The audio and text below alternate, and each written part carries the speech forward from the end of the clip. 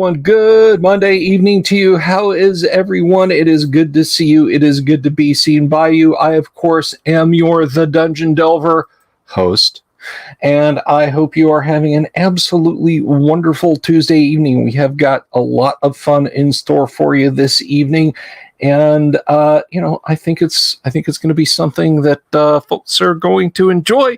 Because if you're not familiar with what we do on Tuesday evenings, of course, we get together and we play a little first edition Advanced Dungeons and Dragons here on the stream. Now, this isn't your, stock and trade live streamed Dungeons and Dragons game where, I had rehearsals and have handed out scripts and we have favorite characters. This is first edition AD&D, where anything can and will happen. Could we have a total party kill 15 minutes in the game tonight? And then everybody has to roll up more characters? Possibly. Or could the party ride to glory and never miss a single attack roll and win the day? That could happen too. Odds are it'll be something in between those two extremes. But I don't know, and you don't either, and neither do the players. They'll just have to figure it out. And so that's what we're going to do. I'm looking forward to it. And my hair hurts. I'm going to take that down. There's something that I had intended to do yesterday. Let me put that there.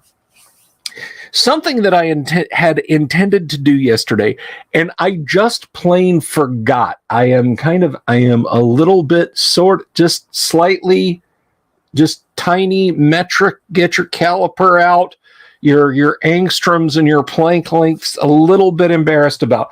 We've introduced a new feature on the show. Well, I've introduced a new feature here on the show. Something that I'm going to do week to week. Hello, John Stewart Keller. Good to see you.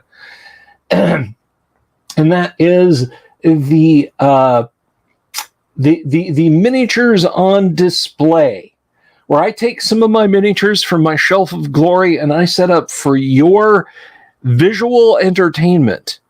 At the beginning of the week, I set up just a little scene, a little diorama, a little something to spark your imagination. And I didn't do it yesterday, but I did do it today. It's going to be a Monday feature on the reg, so I hope it's something you guys will enjoy. But I went ahead and I did that today. I made sure that was up. Let's take a quick gander at it. And there we have a party of adventurers here. Now we've got a ranger, we've got an elf, we've got a dwarf, we've got a wizard, and we've got a halfling squaring off against a particularly nasty pack of orcs right here. Now, if these are a low-level party, this is potentially a really tough challenge here. If these guys are clocking in at average hit points, that's 4 to 5 apiece. So, if this is a first-level magic user, he's got 1 to 4 hit points. No great shakes. The ranger's a little bit tougher because he's getting that plus 1 point of damage, and plus he comes in with an average of about 8 hit points. The halfling, if he's a fighter or a fighter-thief combo, anywhere from 2 to 5 hit points. The elf at first level, if he's a fighter or a fighter magic user even, 2 to 6 hit points. No great shakes, but there you are. It's laid out, and it's once again in front of the miniature building authority building. And I like it. I like it a lot.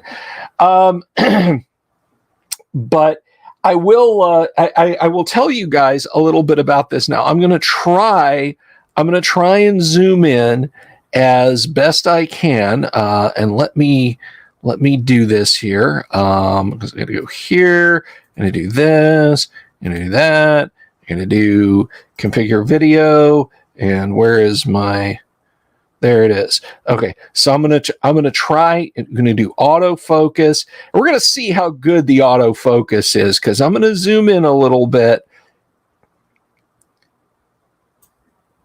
And autofocus is okay, but it's not great. So the minis kind of in the foreground there, and I can't get up and adjust the camera. I don't quite have that technology where I can just pan around. But these minis here are Holistic Games pre-painted metal miniatures from back in the day. But these here, the adventurers that you can see kind of over in this area here-ish, which I realize you can't see very well, that is actually a set that is from EM4 Miniatures, who I think they still have a stock of painted metal miniatures, but I don't think they actively produce them anymore. So this is kind of, and I'm just going to be honest, if the ranger, halfling, elf, dwarf, wizard, if that sounds just a little bit on the familiar, maybe missing 4 other characters there, yeah, they were definitely going for a Fellowship of the Ring vibe with these guys. And when I reached out, when I was doing a review once upon a time of pre-painted miniatures, I reached out to EM4, and this was the set here that they sent me. Their kind of Fellowship sort of arrangement there, and so on. So yeah, some lovely pre-painted minis there, entirely serviceable and definitely workable at arm's length. Now, not related to this adventure, but all the way down here, that's actually this Scorpion is one of my earliest 3D prints, and he's not resin. He's actually a filament printed Scorpion, because for stuff that big, just quick and dirty disposable monsters, that's actually fine. That's actually an okay. Let me see. Can I? Oh, I can pan a little bit. Okay, there we go. And I can I'm going to zoom in just a tad on the EM4 guys there. So we got like a Gandalf kind of guy, an Aragorn kind of guy, a Legolas kind of guy, a Gimli kind of guy, and a Frodo kind of guy. So there you have it. That is the week's display. Maybe next week I'll do something a little dungeon. I'll have a little dungeon room set up. Or maybe I won't. Maybe it'll be a wilderness. You don't know, and you won't know until then. But I hope you'll come back and want to see that. So anyway, yeah, that's what's going on the mini shelf. And I hope you guys appreciated that. Scorpion looks more like a ballista. I see what you did there, Chris. But anyway, so yeah, tonight we're going to be playing some first edition AD&D, a little Keep on the Borderlands, and I hope you guys are ready to see what the adventurers are up to. We are down a player, Mark, of course, who plays Grimsby, the halfling thief. Mark could not make it tonight, but we will continue on. We will plow ahead, and Grimsby is going to be remaining at the keep, possibly seeking further guidance and trying to find a fellow thief of at least one level higher than him who can train him, because training is a thing, even though this is Keep on the Borderlands. Good evening to you, Lux. Good evening to you. It's good to see you. Now, as I mentioned last night, I've cleaned up the ways that you can support the show, but I'm very, very happy because you'll see it in the end credits, and I'm not going to run them for you now. That would be silly. That wouldn't make a lick of sense. But in the we have a new member, a new person who has joined us on YouTube memberships, and I have added accordingly. And also, we have someone who came in at veteran level on our Patreon. Now, what does this have to do with the price of tea in China, right? Bill, you're just talking about the mechanical functions of your show, and it's no fun. Can you please bless us with talking about Dungeons and Dragons? It's relevant to that, because hear me out. We have actually got a little reward going on. For those of you who join at the $10 level, whether that's on Patreon or whether that's over on YouTube memberships, at that level, every month you'll receive a free mini adventure module for first edition Advanced Dungeons and Dragons. That's right. A module that is completely statted out, ready to go for first edition AD&D for all of those showing us support at the $10 and up level. And I think that's a pretty good deal. $10 for a module, and you'll get one every month. I think that's pretty cool. I think that's a pretty cool thing. Of course, it's in PDF form, but you know, you can print it out. I don't mind. And yes, it is. It is, of course, Connect's birthday. Happy birthday to you, Connect. And that's pretty. That's pretty nice. You know, celebrate the time of your birth. Excuse me. Throat got a little sticky, a little scratchy just before the show. I was like, man, am I even going to be able to talk? You know, I was thinking about taking the can of air and just blasting it down. Don't do that. I was not actively thinking about that, but man, it was like scratchy and hurty and everything else. Esoteric Order of Nerdery says, nice, Keep on the Borderlands. I have never actually finished running that adventure. Well, Keep on the Borderlands is one of those things that you both do and you don't finish it.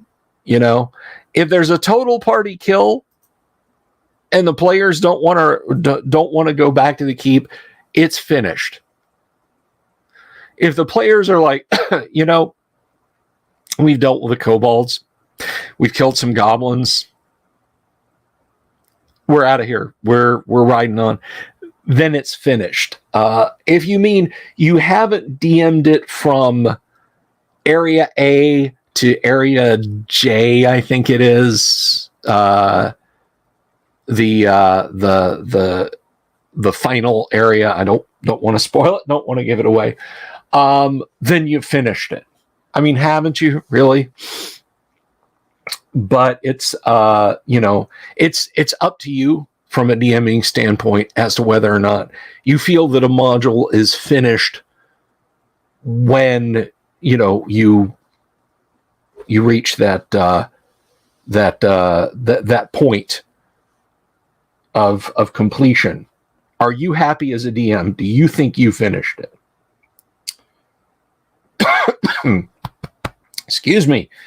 Again, my apologies, everyone. I don't know what's going on with that. And of course, I don't have a glass of water to hand because I was like, oh, I got to get the camera set up and I got to get the battery plugged in so they don't get predator drone vision on the camera and, you know, get the lights set up and everything. Because I pretty much do this by myself. But, I mean, I have your support. Don't get me wrong. But I mean, just the actual physical production here.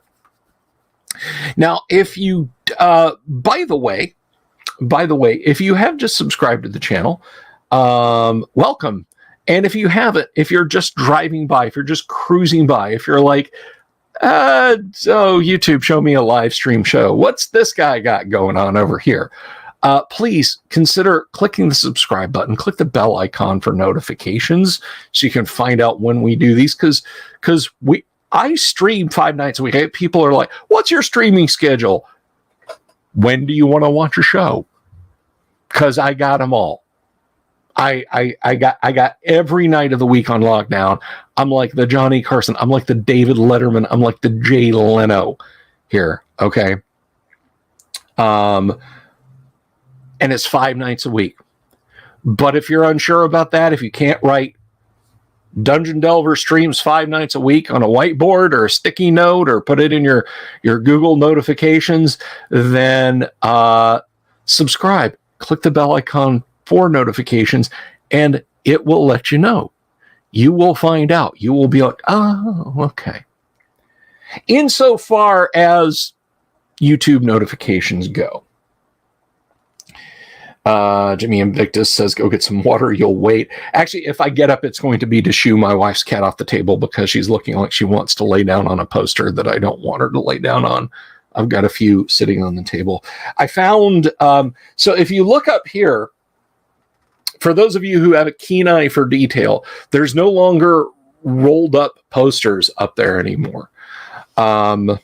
As I have rolled them all back together and put them back in a box for storage and placed them where they need to go, with the exception of a few that I'm going to be putting up around the office as I straighten things up.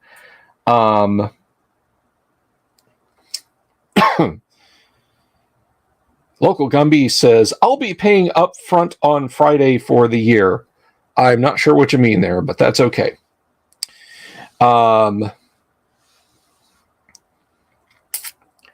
In Search of the Unknown. Well, okay, so here now I'm gonna embarrass myself. I'm gonna shame myself a little bit.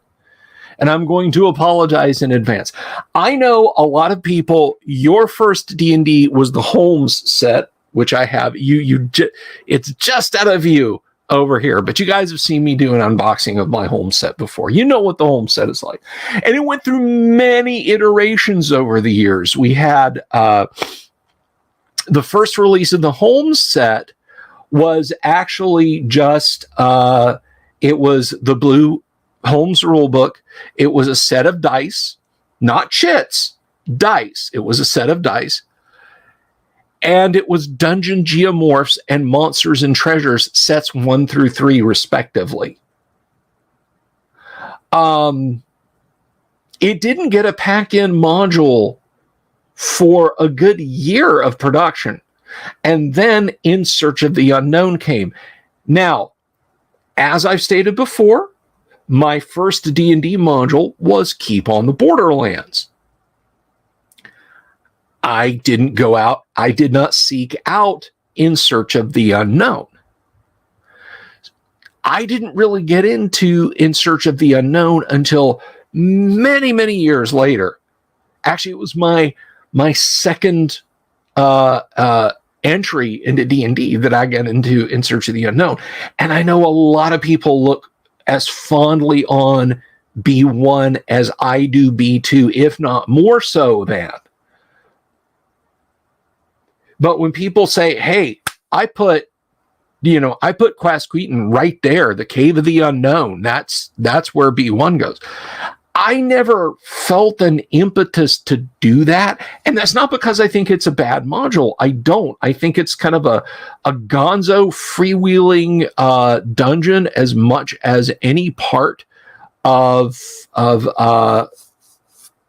any part of classic D&D is.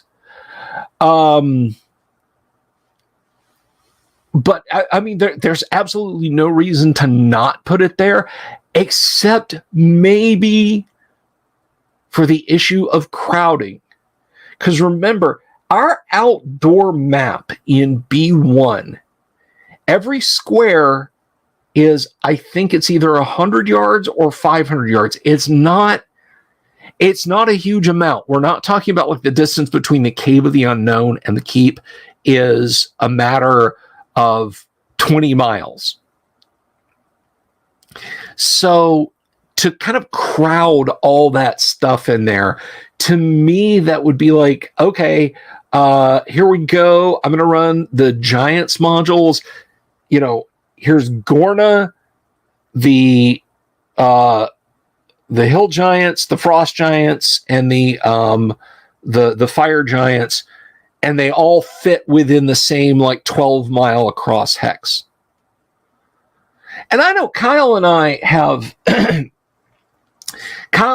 done a lot of wacky stuff can go on in a hex, right?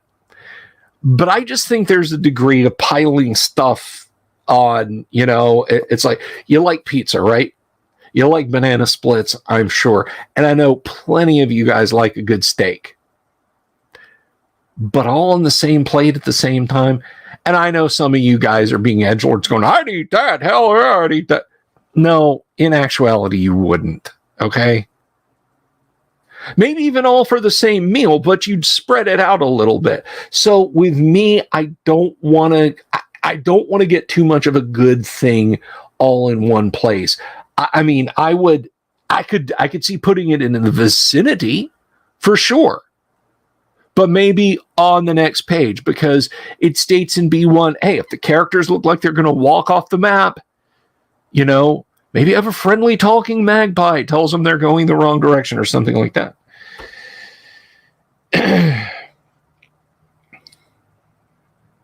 Joe's Atmosphere says, where is the headbang? Well, he'll be here when he gets here. We're about 10 minutes out from the start of our AD&D game, so never fear.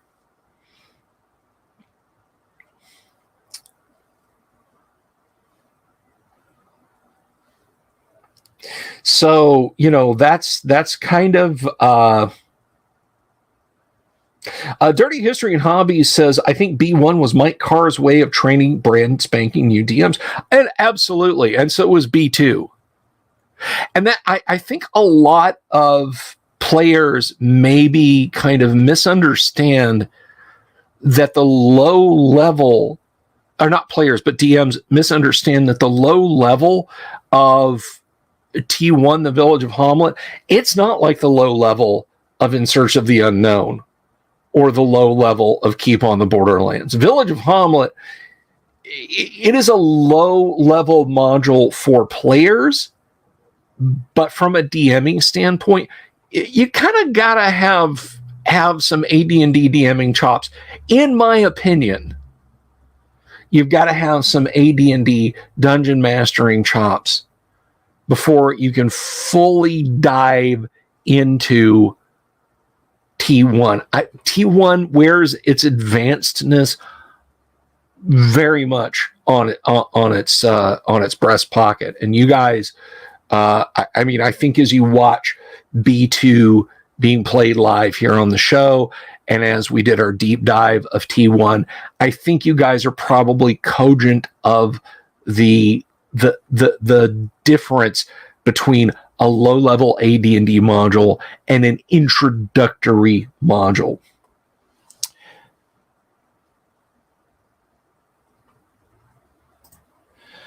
Jimmy Victor says, this ain't the capital wasteland. Get yourself some water, Bill, or fet myself some water.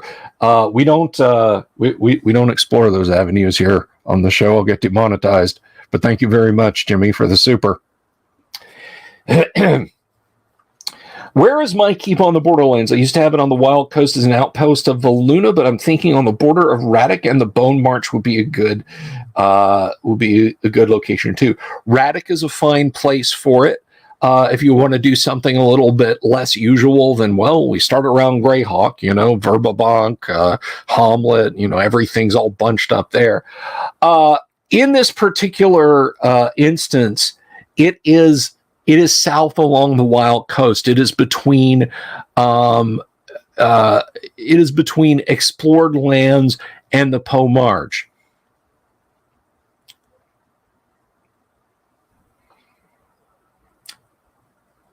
Hey, that's great, Tonka Todd. I am happy for you. Dirty History and Hobby says, for pre-written modules, I like Sinister Secret of Saltmarsh, but it needed work to get it ready for play. Yeah, definitely. And I mean, all D&D modules, they all need to be prepared. Like in D&D modules, putting them into your campaign as putting parts on an engine. You don't just bolt it on with no consideration. You got to make sure the fitment's right. You got to have a good gasket. You've got to prepare it so it's nice and tacky with RTV, so your gasket stays in place and any slight imperfections get sealed. Maybe the bolt holes don't exactly line up, and you gotta turn a drill in there just a little bit. They all require preparation. All requires preparation, and that is a very astute observation on your part, Dirty History and Hobbies. And yes, Jimmy, Saltmarsh is a fine low-level module. I certainly have no complaints about it. And it's funny, like, you can really sit back and go, wow, that really escalated quickly. You know, you can have that moment because it almost starts off with a Scooby-Doo kind of vibe, you know, a haunted house overlooking the ocean, and you find out, oh, you know, the ghosts aren't really ghosts and whatnot. But then you start finding out what the actual sinister secret is. And like I said, it does accelerate pretty quickly. I'll have to get the Salt Marsh modules again one of these days. I think I can get them from Black Blade. I think Black Blade sells physical copies of the Salt Marsh modules. That is, they sell the print on demand PDFs, which I'd rather. I know money will still go to drive through, but I would rather give my money to Black Blade. In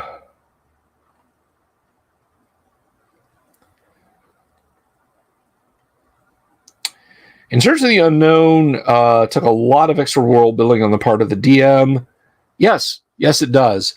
Because, I mean, In Search of the Unknown does not, like Keep on the Borderlands does, you know, it does not offer you a convenient base of operations, a whole wide open countryside, that sort of thing. And I think in that respect, Keep on the Borderlands is the better, is definitely the better module. But we're about 3-4 minutes out from getting started here. We have Mobius and Doomsword and TK are in the back room, so we're waiting on Kevin, and we are waiting on Baron Von Headbanger. So hopefully they'll be joining us here shortly.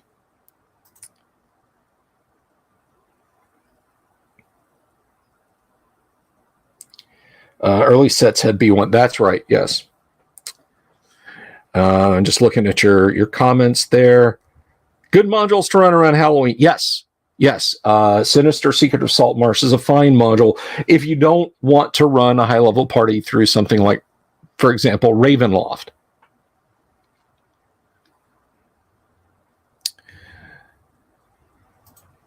But then that's just my opinion. Yours might be different. What is it the kids say? Your mileage may vary.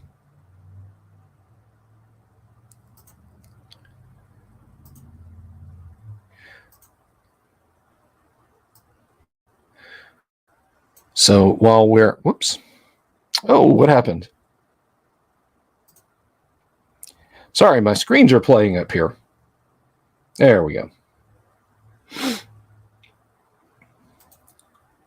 Now tomorrow night, of course, we will be back to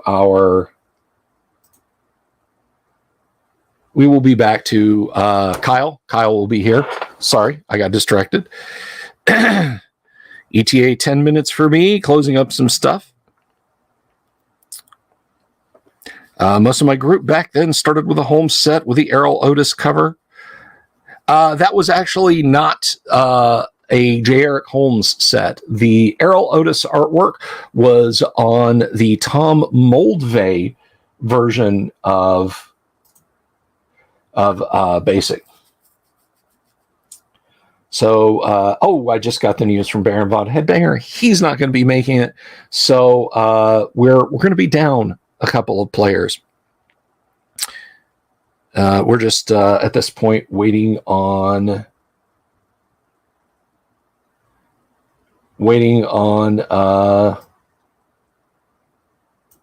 Kevin to join us.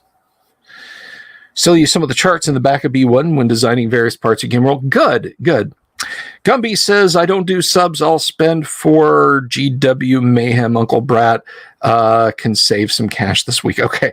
Well, I appreciate that. I genuinely do. Thank you very much. Hello, D and Disability. Am I running Call of Cthulhu again for Halloween? Yes, I am. And thank you for reminding me of that. Now, here's the thing.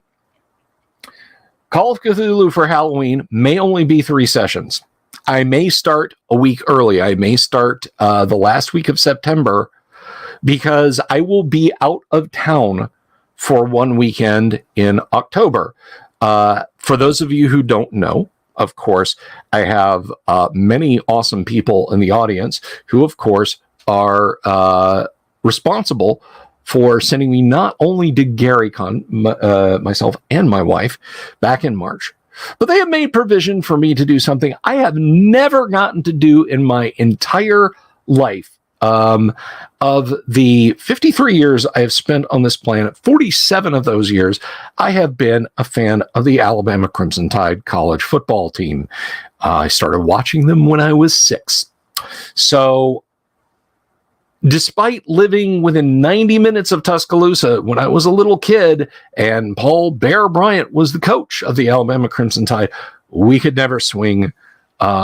If we had the time, we didn't have the money. And if we had the money, we didn't have the time to go to a game.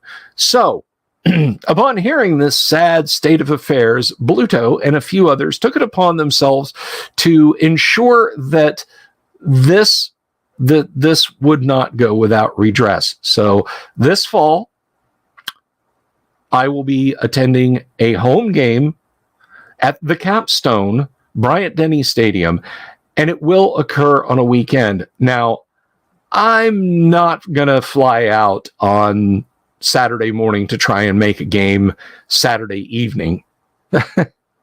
Certainly not. I will probably depart late Thursday night or Friday at the very latest. So that will mean that a Friday that I would normally run Gamma World, which the Call of Cthulhu game will substitute over, there won't be a show.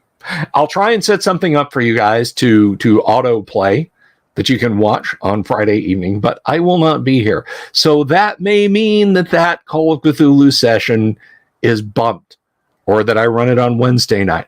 I don't know yet. But I will get 4 games of Call of Cthulhu in for Halloween. But that's then. That's a few weeks out yet. I am too, Graph Paper Architect. I am too. But with that said, we have a game to consider right now. So let us welcome our shortened cast in and bid good evening to the one and only. No, hang on a second. Let me. I gotta make an adjustment here.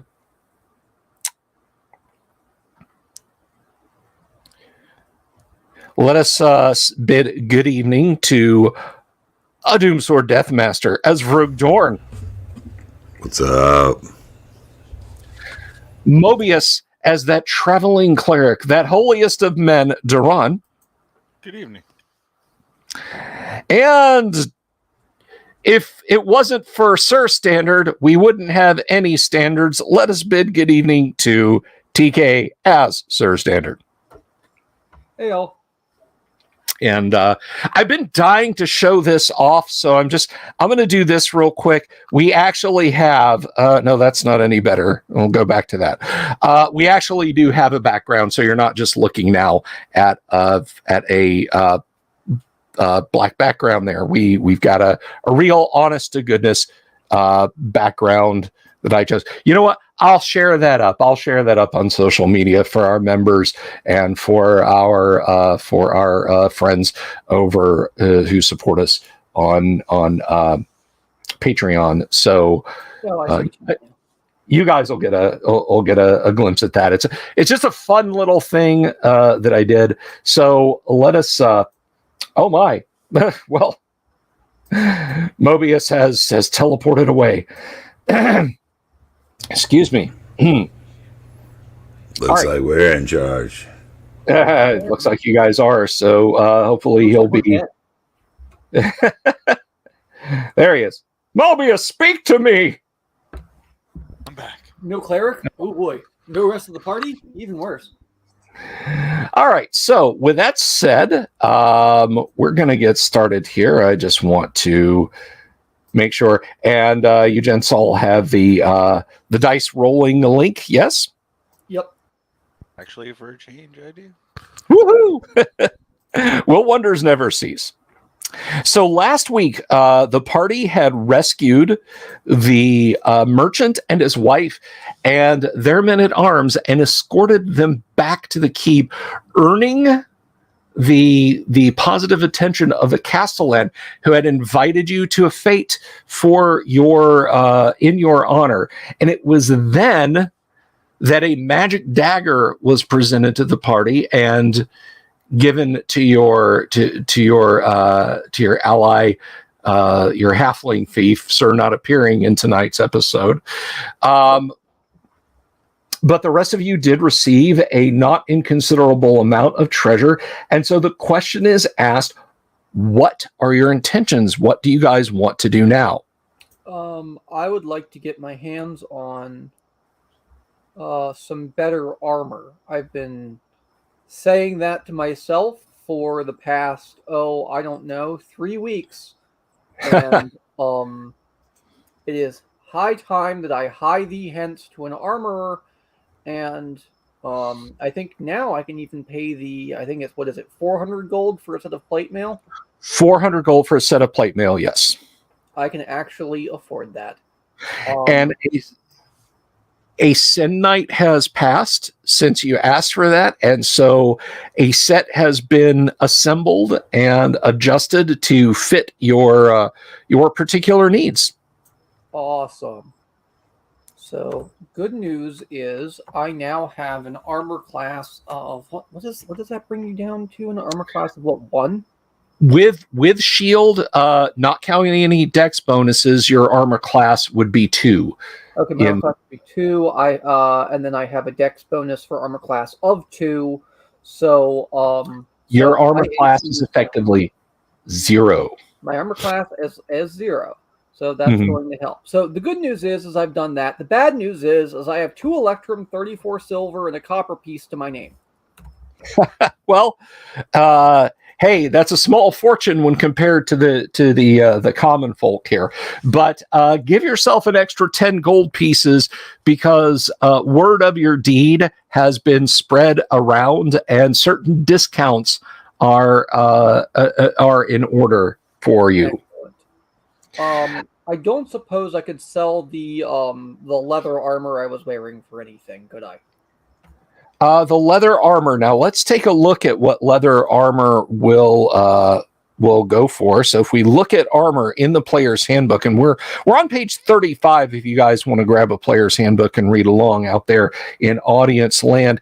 And as I tell, if you're new to this, if this is your first time watching a stream like this, I like to say this isn't just for entertainment, it's for education. If you have questions about the functions of first edition AD&D, ask a question in the chat, and if it doesn't get answered there, I'll do my best to keep up with it as we run the game and fill you guys in. So a set of leather armor is 5 gold. Given that yours has taken a good beating, we're going to say, how much did you want for it? If I get 1 for it, frankly, I'm happy. If you get 1 for it, frankly, you're happy. That is an equitable price, good Sir Elf, and 1 gold piece it shall be. Although, I will point out, you have your 2 men-at-arms that are your regular hires. The bodyguard, the men-at-arms of the merchant and his wife, they need equipment if they're going to adventure with you. That's fair. I think, though, as a party, we can do better than leather armor for them. Okay. But what do you say, you two? Sir Tom It's a party all of a sudden. Because you spent all your cash, Elf. It's a party all of a sudden because we apparently have 2 new lackeys that are willing to give us a hand. Mm-hmm. But they're yours, right? Not giving me a hand. Yeah, but you order them around. What's to say they don't have a knife in the hand from my back? I order Finkel and Thrud around. If you want to order these 2 around, that's on you. Oh, these are 2 other ones? Sorry, I must have drank a little too much. Better yet, let's not have you order them around. Let's give them to the person instead. I ain't a manager. Give him to Vroog. I'll give you 11 gold. How about that? Let's see. Who was that? Who was that to? Was that directed at the men at arms or to TK's Sir Standard, right? Okay. So if we can, I just think that we can do a little, like, if we want these guys to live. I think we can do a little bit better than leather armor. Well, that's what his 11 were for, and I'd definitely pitch in with that. That's fine. Well, these long-winded elves. I gave you 11 gold. I'm going back to me drinking. That's fine. If we all match 11, what could we do with it? Let's have a look. See here. that would be a total of 44, and that would get you. That would be one suit of ring mail. Yeah, but we could do. Let's see here. Yeah, really, that is the only in between, isn't it? No, there is studded. There is studded. So if we put forth, we could get each of them a set of studded. We could get them a shield. And we could get them a spear. Because a small wooden shield's 1 gold. And then, so studded, so that's 2 gold, plus 2 more gold for spears, that's 4. And then plus the studded would be 30. So 34 there. And then they're going to want helmets, I presume, as well.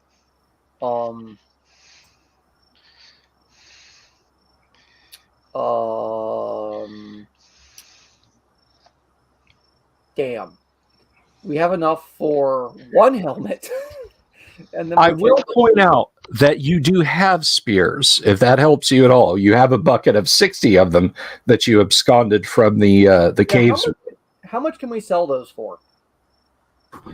The spears are actually fairly well made, and you suspect they were looted. Mm-hmm. So let's see. Spear. 1 gold apiece. Yeah, I mean, he's got to make a profit on things, so it probably will be closer to a half a gold each, but that would still net fine. You 30 gold. So 30 gold. Okay, cool. That all of a sudden increases our profit margin a little bit, and that means they could even get their hands on they could actually get their hands on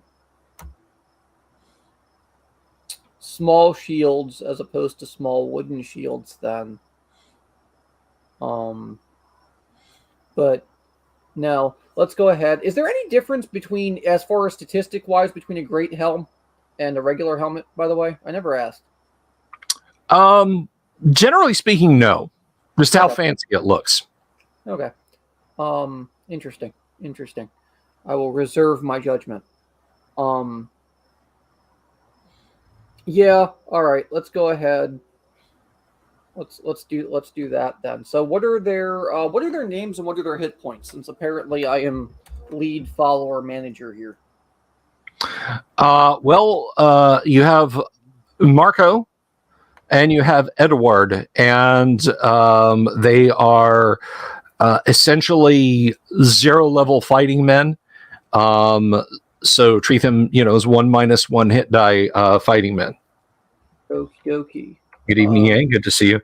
Local 433 says AD&D accounting. Yes, sometimes the A in the AD&D does stand for accounting, but it comes to all editions. It does indeed. And studded leather and shield brings their armor class to 6, which is actually better than our other dudes. All right, AC 6. You guys can see the background a little better there for. Is it D8 for a spear in this edition or D6? It is a D6 versus small, medium, and a D8 versus large. D6. Here. Okay, and then we'll spend the remainder on packs for them. Vinger asks, what is the party's current race, class, and level composition? Well, Grimsby is a halfling. He is Sir Not Appearing in this evening's. Vrug Dorn is a half-orc. Sir Standard is... are you an elf or half-elf? I am a elf fighter magic user. Elf fighter magic user. Duran is a human cleric. Tonstal is a human ranger. Okay. And you said they had one D8 minus 1 hit dice? Yes, they are 1 minus 1. They have 6 hit points each. Okay. Because I was about to say I just rolled 1, and apparently one guy died at birth, and the other guy has 7. No. I'll take that. They have 6 hits each. Okay, I will take that. I kind of wonder what note taking Wenger is making there. Inquiring minds want to know, but we'll worry about that later. There we go. All right. And they're not wanting any payment. They said they just housing and food is what they ask for. Cool. Yeah, these are freebies. Yes, because you saved them from becoming housing and food. All right. So that would leave us with about... All right, so I'm going to hand the remaining gold piece then to each of the mercs. Okay. And tell them to, spend it wisely, gents, feed yourselves, yada, yada. Don't spend it all in one place. Pretty much, yeah. Here, kid, here's $1. Go nuts. Actually, in this economy, that's more like, here, kid, here's $100. So, all right, well, at least that's out of the way, and now the spears are gone. But what else, gents? What are we doing? Are we going back into goblin weeding? Please no. Did you just say please no? We go back to the caves, no? Yeah, I guess so. But you were blind, not deaf, or deaf, All right. Just take me to him. Now, I will point out that journey. Oh no, I was just going to say, journeying back to the Caves of Chaos, the best you can make is walking speed, because your 2 new men-at-arms don't have a mount, unless you want them to double up with the other men-at-arms who do have mounts. Maybe we should think about getting a wagon. I mean, frankly, I think they're fine with doubling up with the other guards, at least right now. Okay. The Knights Templar started out poor enough to be 2 men on a horse, so... Well, there you go. Okay. So the next day after your delicious meal with the Castellan, you head out. Nothing untowards happens. You can see right over my head there that nothing untowards happens. And you arrive at the dismal ravine of the caves in good order. Once again, who is going to watch your horses at the mouth of the ravine? Well, we have 2 followers to watch those horses. We have 2 to bring with us. Okay. So, Finkel and Thread, by all means, you 2 are the whiniest ones, so you will stay behind. And we will take the 2 new dapper volunteers, Marco and Edward, with us. And should they die, well, we'll go from there. Now, surveying the caves, I'm like, well, we've been to that one. We've been to that one. Which one do you think we should go in today? Yeah, we've been in that 3 one went all the way up to a different level. Yeah. Maybe we should take that one, go to the different level, and then try something up there. Are there any on the ground level still, DM? You don't immediately see, but at the narrow end of the ravine where it comes together, there is another thicket. There could be a cave on the other side of that thicket. You haven't explored all the way there, and that is let me look at my map. Mm-hmm. And I will, let's see. What was the problem with clearing out what we already explored? I thought we already cleared out what we already explored. It let up, didn't it? Yeah, so at the far end of the ravine, you've got a thicket of woods that it must be at least 60 feet back to the ravine wall from its edge. You're not 100% sure. Okay, so nothing else along the right side, or okay, so Correct, not on the ground. no, okay, But we didn't clear out that cave we were in, right? well, we did up until where it went up. Yeah, up until it went where it went up. Yeah, And that's when we ran into all those hobgoblins. I loves to fight me some hobgoblins. Are you scared of? I don't see a reason to be. You shouldn't. Unless you're They standing smell in a front of bit. me. But before we go up, maybe we should take a look at that thicket down there. I think it would be prudent. Lead the way, Deron. You're the muscle. You go first. You got one. You job. want muscle or you want quiet? Neither. I want you to go first. We'll follow. I'm not Hell quiet. with that. Let's go. Come on, you're the ranger. Range.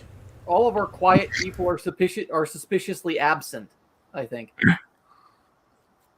Okay, so regardless of what your marching order is, you proceed down that way, and when you're about 20 feet into the undergrowth, yes, you can see the faint shafts of light shining down through the gnarled and twisted trees. There at the curve of the ravine is a natural cave in the rock, almost exactly due west, straight back. Okay. Are there any upper levels around this area or no? Hang on a second. Let me get to my map and I will let you know. Now, looking from the ground level here, the underbrush is fairly thick, but as you approached it on the west end, yes, there is almost exactly above where you're now seeing the cave, perhaps 50 feet up the ravine.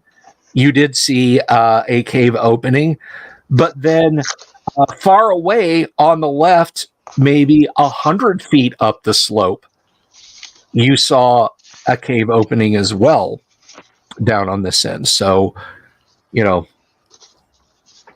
Cool. Well, once hopefully some of us have a bit more metal to them, myself included, let's go ahead and we might revisit this. What do you think, gents? Do we want to go in here, or do we want to backtrack? I say we go in. Yeah, this is where we're at. Let's just let's the last check one out on this this place. level. All right. Fighters in the front. I'll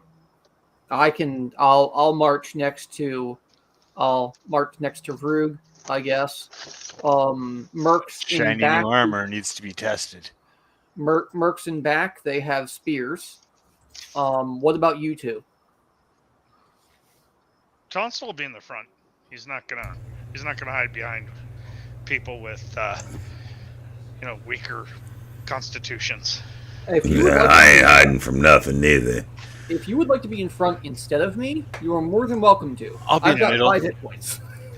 Yeah, I don't think it's sensible for me to be in the back, unless you're expecting attack from back there. No, if that's Nah, me and Tom. Hey, Elf, you want to be next to me? As long as Tonsil's next to me, I'm cool. I mean, if we need to stand 3 abreast, I'm willing to. But for the time being, let's have you 2 in front. I'll take the rear, with forgive me, with Darren, Darren with me, and then we have the men-at-arms in the middle. How about that? Sounds good to me. Let's go. Because the men-at-arms have spears, so they can reach over your head or around you. All right. So, do we have enough? That's presuming we have enough room to go double file. Is that so, DM? Yes, the galleries here, natural though they are broad enough to present you an easy avenue to proceed forward through. All right, let's move double file in then. May the blessings of Bokob carry us through to the end of the day. Okay, now before we go adventuring, just so we're clear, what spell do you have memorized, Sir Standard? Sure. The only spell that I have of use. Sleep ball. Gotcha. That's all I've got that's of use. The first level magic user's fireball. Sleep. And what spells, plural, does Duran have memorized? I've got bless and 2 cure light wounds. Okay. I do have All right. flaming oil, so That's right. The first level anybody's fireball spell. Yeah. So entering this, the odor of this, it's awful. It just there's rotten branches. There's inch deep or inches deep, rotting loam on the ground. You're not sure if you see like a gleam of metal mashed into the earth here, but it's just a sour, foul smell. And you have got a just to kind of describe this, immediately in front of you when you go in the caves, and they are natural caves. You don't have to be a dwarf to figure this out. You've got a branch to your left that seems to go south or southeast. You're not 100% sure. And then a branch to the right, the north or northeast. Everything here is damp and seems kind of foul. So which way are you guys going to go? do we see any? I don't like the smell of this, dwarf. I'm sorry, you were saying, TK? Is there anything down the branches that we can see? At a glance, no. The northern branch runs about maybe 20 feet, and then it looks like it turns west or northwest. So you can't see around that corner. The south branch or southeast branch, you can see it sort of curves roughly around, but you can see a couple of passages that branch off of it as it winds to the south. So, okay, left is north then? Right is north. Right is north. All right, well, normally I would say good adventurers go left, but in this instance, let's go right. It seems like the easier option. The simpler option. Yeah, but like me and Tom still are up front. I'm not being driven into something. So, what do you think, dwarf? This is nasty. Yeah, It's I mean, deep, full of shite. try to get the hell out of here as soon as possible, I guess. Wish I had halfling in this 10-foot pole. By going deeper or by well, leaving? yeah. Well, we got to find out what the reasoning is, right? I guess. So, yeah, I'm good with right, and if it smells worse, we'll go the other way. All right. Tear the hem off my cloak and like wrap it around my nose. Right on. It smells like bad ideas. Okay. So going to the right, the tunnel turns back around to the to the northwest, you think. Before you, there is a large cave. Most of the floor of it is covered in a pool of stagnant water. However, on the near shore, I guess, for lack of a better term, of the pool of stagnant water, you can see a jeweled goblet of gold that is studded with gemstones. That was on the near shore? That's close to you. It's like maybe 20 feet away, but yeah, you can clearly see it shining from your torches. Okay. This looks like a trap to me. Somebody that knows something should check it out. I'll start like looking around on the ceiling and on the edges. Can we see the ceiling? I look up. Oh, yeah, your light sources that you're using, you can clearly see the ceiling above you. See that path standing? I think a smart elf, a good elf, could make his way around the corner and pick up the goblet. Does anybody have any rope? I got some rope. Yeah, I got some too. How much? 50 feet. 50 feet.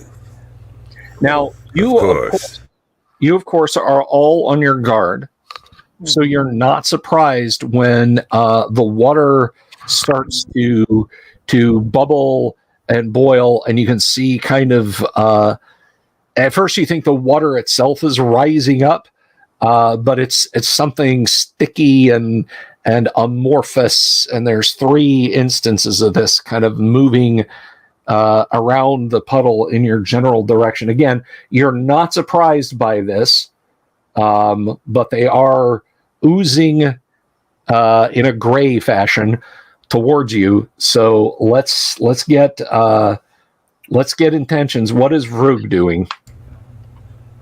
Nah, that's a bit much. I'm hauling ass. Yeah. I don't need a drinking cup that bad. No. Okay. I was about to go fishing for it, but no. All right. And what about Tonstall? Yeah, I'm not getting near that, whatever the hell that shit is. I'm noping out. Nope.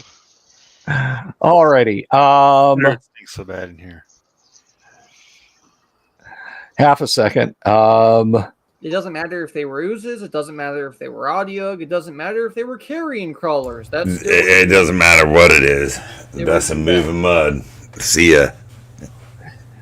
Okay, let's go ahead and just for S&Gs, let's roll initiative, and we'll start with Doomsword. Roll a d6 for the party, please.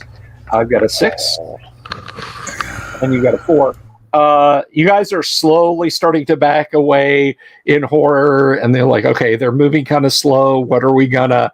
And they sort of glush forward, and you realize that they're about 10 feet closer, which means that in the next round, they'll be upon you if you don't leave, but you are leaving this cave. So you nope your way right back around the corner. You're back then at the junction, the entrance. You don't hear them slurping along behind you, but so where to? You have the passages to the southeast. What do? I say we come back here later. Now we have to walk hill and armor. Oh, it's gonna be horrible.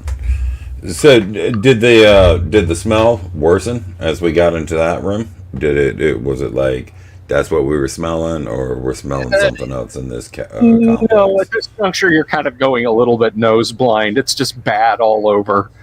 Right. Okay. Well, let's So go you this were- other way, but somebody better be watching our back. That stuff is probably still coming. It has nothing better to do.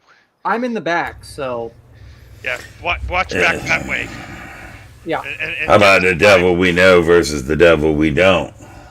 Yeah. I'll kill hobgoblins all day. Hobgoblins, it is. Yep.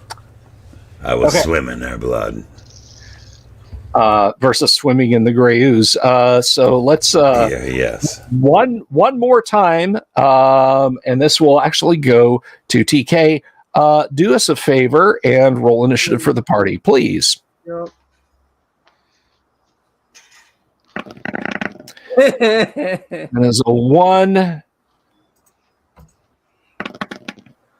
The And I minimum got a movement. 6. So yeah, as you guys are leaving, you do hear a wet slurping through the leaves in the undergrowth as you are getting the heck out of Dodge.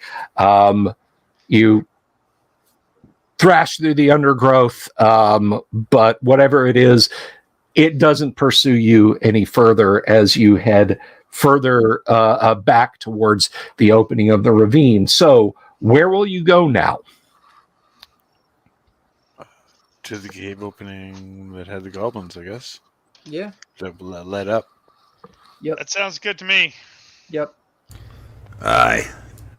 Yep.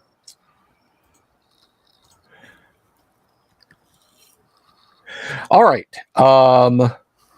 So you make your way back to the southeast, find yourselves at the practically welcoming looking opening to this cave compared to the one that you had just entered. You go in 30 feet, and of course, you have your different paths. You can go to the right. There's, a passage to the right.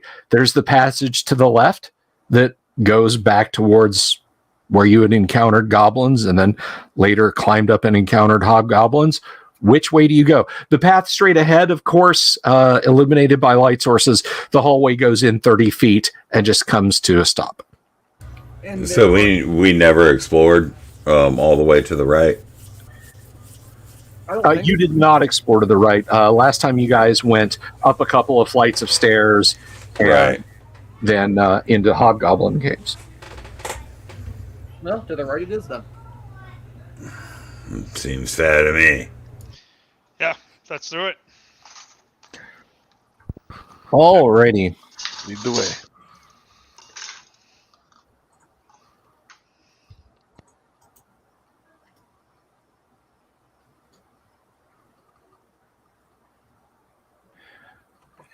And I'm gonna. Okay, so you come into a chamber as you go right. The right-hand hallway goes 30 feet to a T intersection that goes south and north. To the north is the rectangular chamber I was just about to describe. It's 20 feet north-south and extends 40 feet to the west. So which way are you going? Are you going to your left to the south or to your right to the north into the chamber? Toss the pick. Let's go into the chamber. I don't want to be somebody walking up behind us. Fair enough. Okay.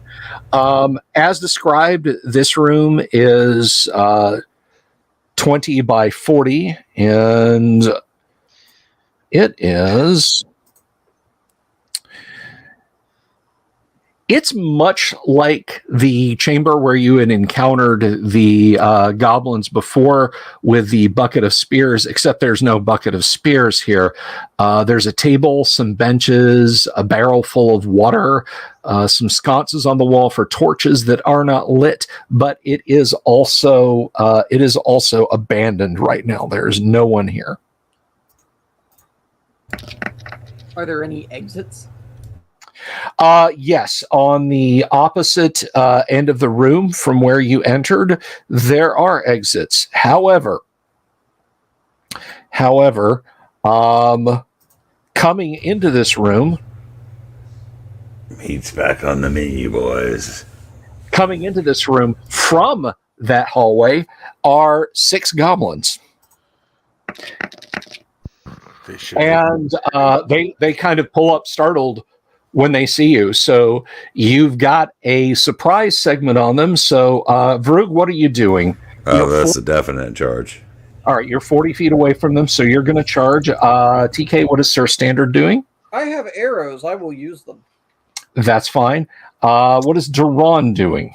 He's slipping a stone into that sling of his. Okay, so you're going to sling. Kevin, what is Tonstal doing? He's charging. And the men-at-arms will charge with them. Alrighty. And actually, I should roll to see if you... No, you guys were not surprised at all. So, yeah, you've actually got a couple of segments of surprise. So the men-at-arms are charging. Vrug is charging. Tonstal is charging. Duran is slinging. Standard is firing arrows. So go ahead and let's do the missile fire first, please. Okie dokie. All right. So arrow number 1. Nope. We'll twang. Goes sailing off into the darkness. Okay. What if he fired at the darkness? Well, then he hit it. Congratulations. I hit the ceiling I was aiming for. It's a warning shot. Slingstone will miss. Second arrow, please. Okay, sure. And So you do have them flat-footed surprise. it that don't matter. Those of you who charged, which would be Vrug and Tonstal, please execute your charges. And then I'll roll them in arms. Is there an additional bonus for them being surprised? No, there is not a 2-hit bonus. Right. 16, however, will hit one of them, so roll your damage. All right. One moment. I got a 17. That will hit. Damage 10. That kills that goblin outright. Kevin, roll your damage. 6. Oh, sorry, 5. That's still sufficient to kill the goblin. The 2 men-at-arms, one misses. Let's see. Now I have to check the other one. 12. Well, yeah, because 12 with charge, 12 plus charge bonus. Yeah, so that's that's 12 plus 2. That's 14. And let's see. So we're going by the module, the goblins. Oh, he just ducks under that spear thrust. He sees it coming and just cringes enough that he is not struck. The shaft kind of slides along his vambrace there. All right. Well, the good news is you guys have another complete round of surprise on them. They get one more. They are surprised for one more round. The bad news is there is a greater than high chance that if you missile fire into them, you're going to pepper the backs of your comrades.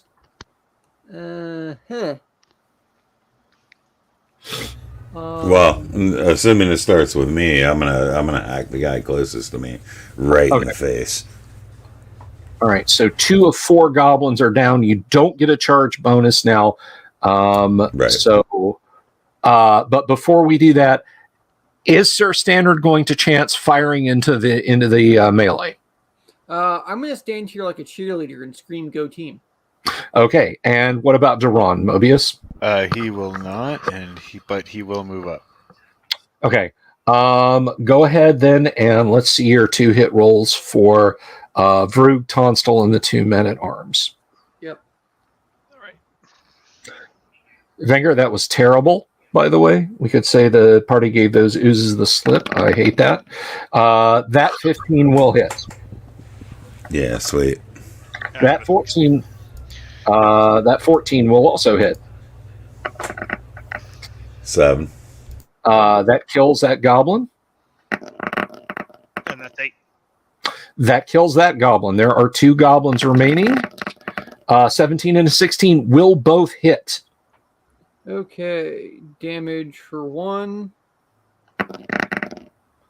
That will kill that goblin. And damage for the other. That actually does not kill that goblin. He screeches and turns on his heel and is going to try and run in the next round. He is not surprised, so we will need an initiative roll, and I think we are down to Mobius. But first, let's get some declarations. What is Vrug going to do? Yeah, I'll hack that guy as he's running. Okay, Sir Standard? I'm going to see if anybody's noticed the screaming behind us. Okay. Mobius, what about Duran? Mobius, you're muted if you're trying to talk, my friend. I'm No, assuming they're I'm not close enough yet. I'm still moving up, right? You moved up in the segment, so you're standing behind the skirmish line next to one of the men at arms. Okay, well, I'm going to try to hit one with the butt of my staff. Okay, yeah. I mean, your staff is thus that you can employ it like that from the second round. Well, wait. We're just getting declarations. Tonstol, you going to try and hack this guy as he flees? Yeah, of course. He earned it. Okay. Then Mobius, roll initiative for us, please. The followers will stab if they need to. Understood. Big money. Nice. The party will go first. So let's start with Vrug. And you are gaining +4 because he is abandoning all reason. Okay, that'll be a 18 total then. That will hit him. Roll your damage. Actually, I think even minimal damage will kill him, but go ahead and roll it anyway. Right on. Ouch. Maximum damage. You have turned 11. this goblin into 2 half goblins, and they are no more. Dice are hot tonight. Yes, they are. Oh, I lost my place. Let's see. We should have captured them and taken them to the ooze cave. That's what we should have done. Damn it. You can do that next time.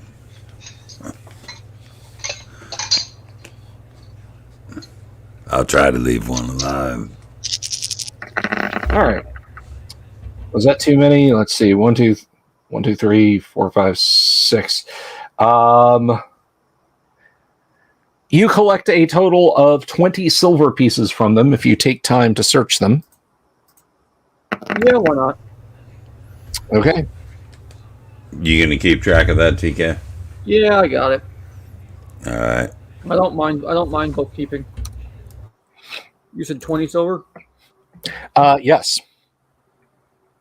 All right. Also, they were each one of them had a large canvas bag on their hip, and there is some fairly decent food stuff in there. It's definitely fit for human consumption. It's It's not halfling, is it? no, it's not halfling. It's Damn it. What does that equal out to? Like a week's worth of rations for one person? no, that's like a day's rations in each bag. How many bags? Okay, 6 bags, right? 6 bags. Let's eat it now. Couple of dried crab apples, a chunk of toasted bacon wrapped up in parchment, a wedge of cheese, and a roll of hard bread. Is this typical goblin fare? Goblins aren't very picky about what they'll eat. But yeah, I mean, if they can get their hands on stuff like this, sure. Like I said, it's not, it's salt pork, it's dried crab apples, it's fairly standard cheese that could have come from anywhere, and hard bread that could have come from anywhere. So there's no, at least at a glance to your mind, there's no great mystery. But I mean, and to be fair, goblins aren't incapable of making it. So if they steal just flour or whatever else. Vrug just eats that bacon. Vrug goes hungry then. Roll initiative for the bacon. yeah. I'll do that. The pig. You have total surprise over the bacon. You don't need to roll initiative. I wasn't talking with the bacon itself. I mean, with me for the bacon. But anyway, as you stand in the room going over going through this stuff, you do hear more footfalls coming in. Very good. This is what I was watching out for. Okay, let me see here. Let me throw a die and we'll see what direction. It's coming from the same direction that they came from, and you hear the clop of hobnailed boots I said coming ready. down the hall towards you. Sounds like it's about maybe.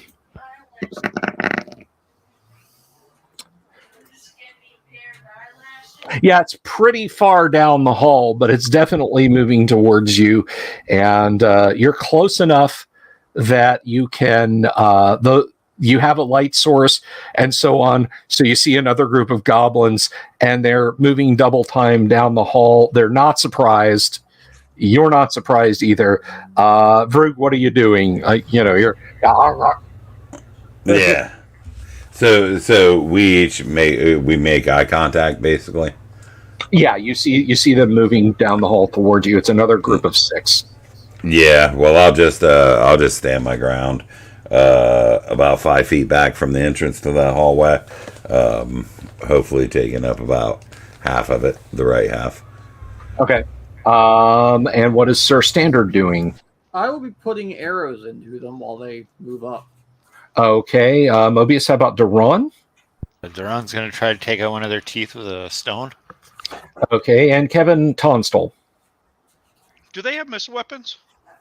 They actually, let me see. That's a fine question. I mean, I wasn't going to do it, but now that you bring it up. Well, I of mean, course. if they have bows, I will happily take their arrows. They do not have bows. They appear to all be armed with a short sword or spear. All right, I'll pose up, waiting for them to advance, and Okay. engage them when they get close. Then Kevin, roll initiative, please. All right. Come on. And does the roller roll? Come on. All right. Okay, party has initiative, but you guys don't move, correct? Correct. I'm not running up there. No. No, I'm just standing my ground. I do basically. get my one arrow first, though.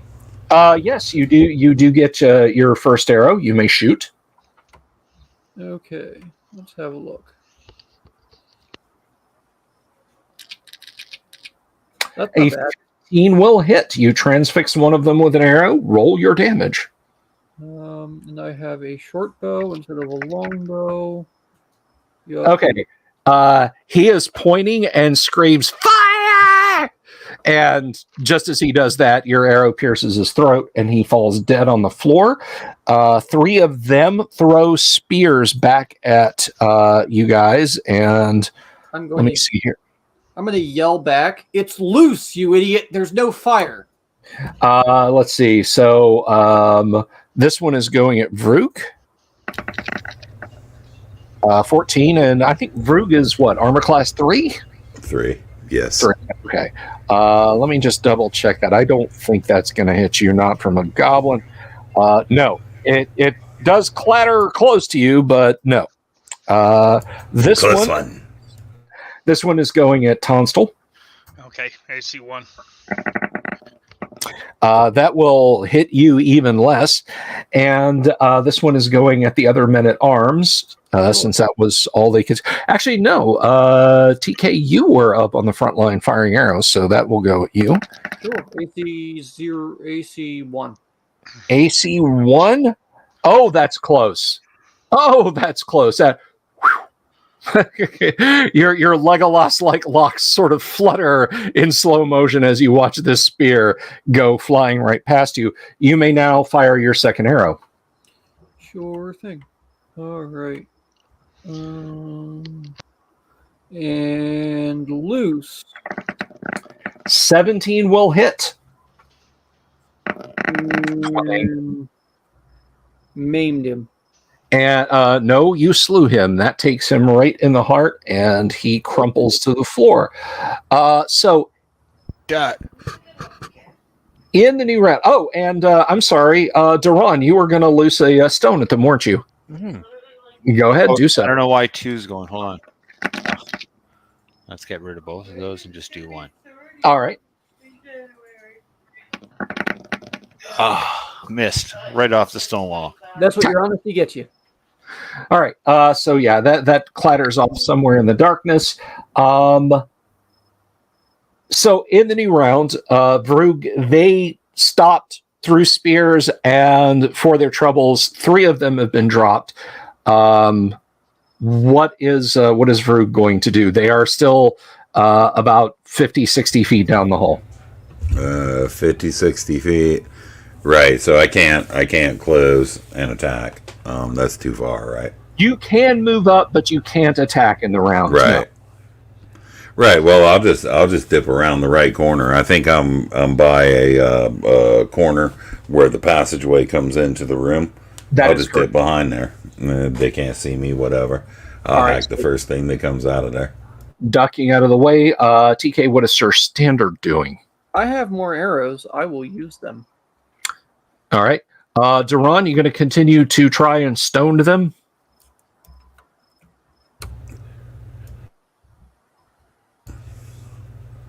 Are you No. gonna stone them? Everybody must get stoned at some point or the other, but we'll come back to Duran. Kevin, what about Tonstal? So, am I in front of our guys shooting arrows? If I retreat back a little bit, am I going to be behind them or in the way? I No, don't want you to be can, behind our guys. No, I mean you can stay up there if you want. Yeah, I just don't want to be. I don't want those guys in the front. So if they're not moving back, then I'm going to stay here. Okay.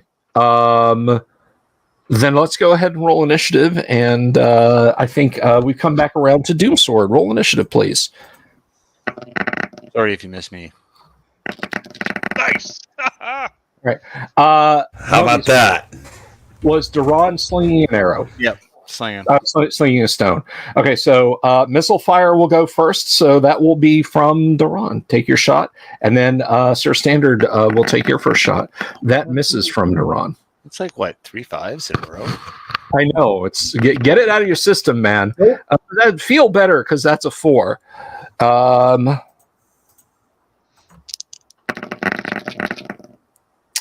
The hobgoblins are dropping their spears, and they are turning, and they are turning and just through a door to the north. Son of- Drat. Run after him. No. You didn't save me any? Yes, Okay. So they have split the scene. What do you guys wish to do? I could get my second arrow off as they split, could I? I get, yeah. Well, you know what? The initiatives were that close. I'm going to say that they dip back before you can get that second arrow in. Okay. So I've spent 3 arrows. Is the door they went through an arch, or is it an open door, or did they close the door? You don't know. You don't hear a door close, but at the same time, as you look down the hall, it's on your right. So you just saw them go that way, and then they disappear. All right. I'm gonna screw around with them sconces on the wall. I mean, I guess just for the hell of it. Okay. See if they twist or anything like that. Break them off, something. I'm a little bored. Ow. So you're looking for a secret door. Is that it? Yeah, I suppose. I mean, I might just eat these things. I don't know. All right. No, that would be scones. But no, you don't. You don't find anything of note in the room. Sconces, scones, same thing. Yeah, right on. I was just killing time anyway. While the elf talks. My oldest daughter, who still lives with us, has discovered that she is actually quite an excellent baker when it comes to scones. So I have not lacked for scones for quite some weeks. There is chocolate chip. There's been golden raisin, all quite delicious. 4 Even the scones plain and are 3 good. pounds ago. Right. Isn't that an old school a unit of measurement in Great Britain? How many scone does that guy weigh? I've made 2 batches of peach dumplings in as many days, and 1 batch of peach jam. Wow. That sounds great. Okay, so the only other thing of note in this room, Vrug reaching up and prying iron torch stanchions off the wall aside, the only other thing of note in this room is there's a garter robe 20 feet in the south wall. And that's really about it. Actually, I mean they're goblins. It's less of a garderobe and more of latrine. Okay, I was gonna say, what the hell's a garderobe? I was gonna ask if you could eat it. You should As eat the up on those goblins before they come back with bows. If you're an Otyug, you can. I wouldn't think Brug's quite that stupid. Yeah. That's me. I'm that stupid. Well, we're learning this through prose, so there's always that chance you make a mistake. Yeah. Thank you, Gygax, and your affinity for French words. Hi, Gygaxian, man. It's a beautiful thing. Embrace it in your everyday language, says I. Okay, so... I did, and people looked at me like they couldn't understand me anymore. Well, that's their problem. All right. It is. Okay. What is your next plan here? I says we goes up this hall. Yeah. We chase them goblins down. Sure. I will ready a flask of oil. Yeah, I'm hunkering behind the shield and moving up. All right. To be clear, I follow a dwarf so that I can keep me eyes on him. Okay. No one is surprised in this instance. You guys are not being remotely quiet. You don't send a light-footed hobbit in front of you. No one is attempting to move silently. I mean, the elf is wearing plate, so clank, clank. It sounds like someone is dragging a disassembled Volkswagen up the dungeon hallway. And when you round the corner, because that's where you saw the goblins go, you yourself are not surprised. There are perhaps a dozen male goblins and an equal number of female goblins, and some goblin whelps are here. Tables have been hastily kicked over, and they are fearfully looking through the arch when they see you. And a goblin on the far side of the room looks down the hallway and brings his hands to his mouth and yells, "Bree-yark!" So you have a target-rich environment in front of you. Let's get declarations. What is Vrogdorn going to do? Okay, so how far away? Let me have a quick look at the map here.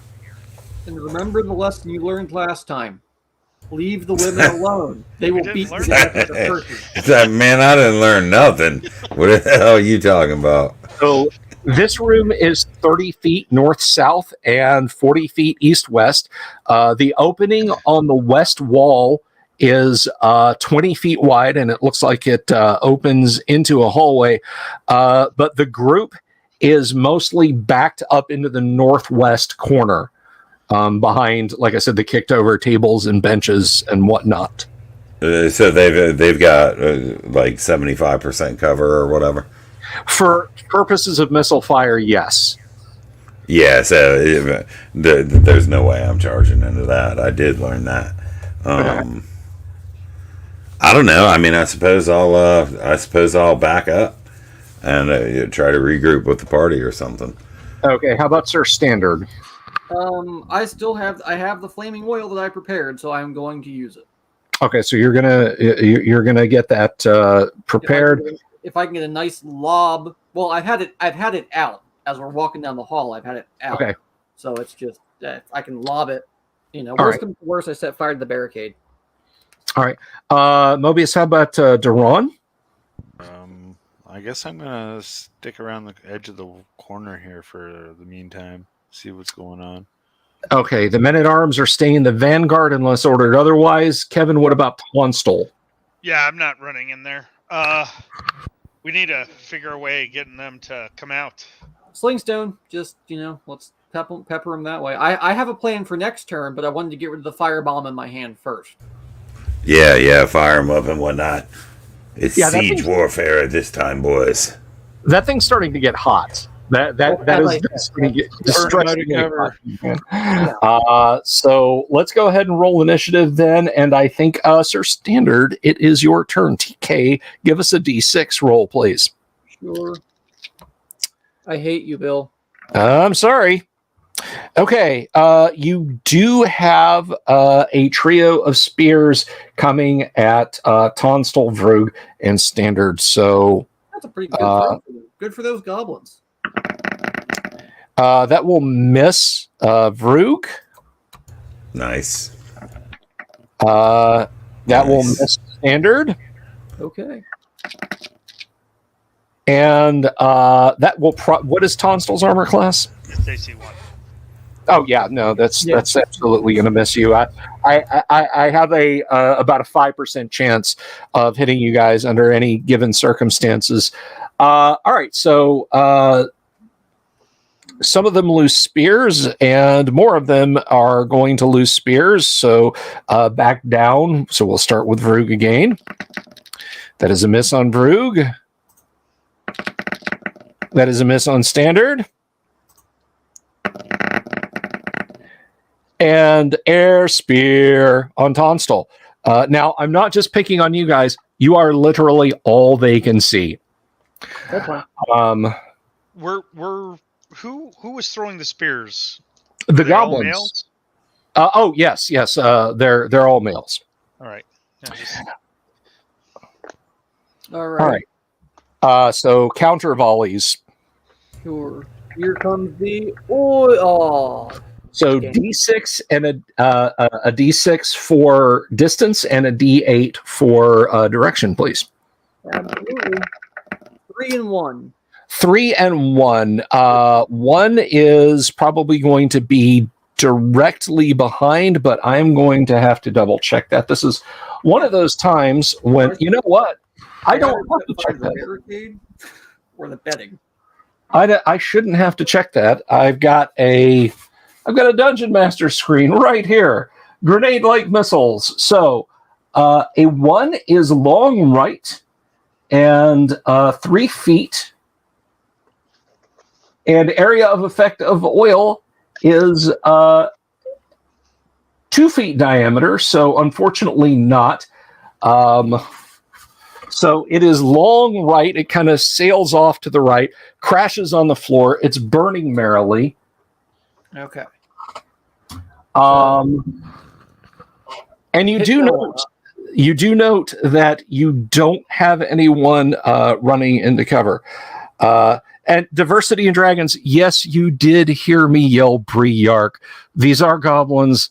This is Keep on the Borderlands. What kind of a dungeon master would I be if I didn't have goblins yelling Bree-Yark? A poor one. I'll just answer that for you. A poor one. Okay, so all this stuff, you guys are pulling back. The only person left in the room, of course, is TK, who has thrown the flaming oil. Your fellows have moved back around the corner. So I can't throw him back up, I presume. Yeah, no, it's I get it. You're not. All right. You're not Tuo Tagovailoa. You cannot throw a perfect spiral fade while you're falling backwards. So, I have a but I'm dex guessing 16. I could do that. I'm guessing you're going to be moving back in this round. Are you staying to drop sleep ball or what? Well, I can move backwards and cast sleep, I would think. But I will move backwards first. Yeah. Okay. So you're moving backwards in this round. There are 4 goblins who have not thrown spears, and they see one elfin plate mail who just threw burning oil at them. So they're going to, they're going to do their thing. So since it's just you, TK, why don't you roll initiative for me?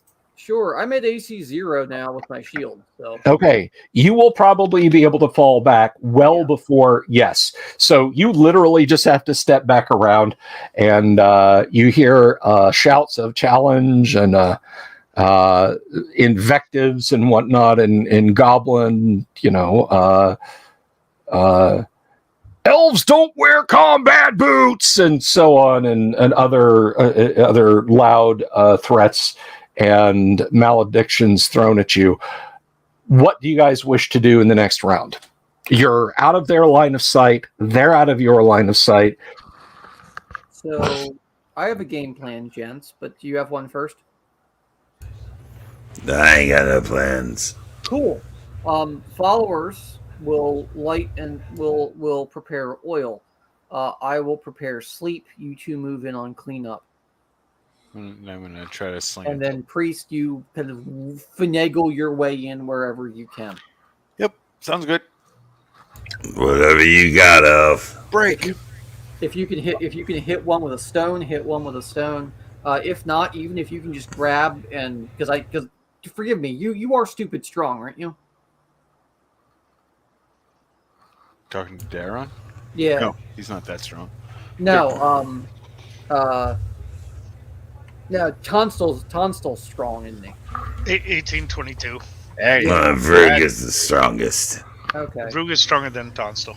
Yeah. I ain't going until the smoke clears. you guys well, have yet to Rude- arm wrestle.